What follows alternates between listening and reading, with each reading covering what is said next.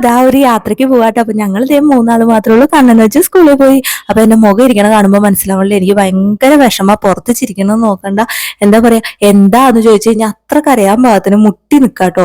അത്ര സങ്കടം. കാരണം ഒന്നും അറിയില്ല, എന്താണെന്നറിയില്ല. രാവിലെ തൊട്ട് ഭയങ്കര വിഷമമായിരുന്നു മനസ്സിന്. നിങ്ങൾക്ക് ഇതുപോലെ ഇടയ്ക്കിടയ്ക്ക് ഇങ്ങനെ വിഷമങ്ങളൊക്കെ ഉണ്ടാവാറുണ്ട്? എനിക്ക് ഉണ്ടാവാറുണ്ട് കേട്ടോ.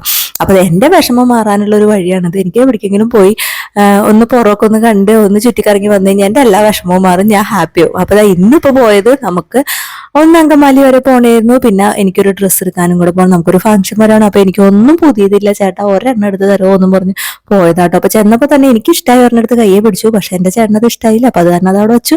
പിന്നെ അങ്ങനത്തെ ഓരോന്നും മാറി മാറിയിട്ടു അങ്ങനെ ചേട്ടൻ ഇഷ്ടമായത് ഞാൻ എടുത്തു.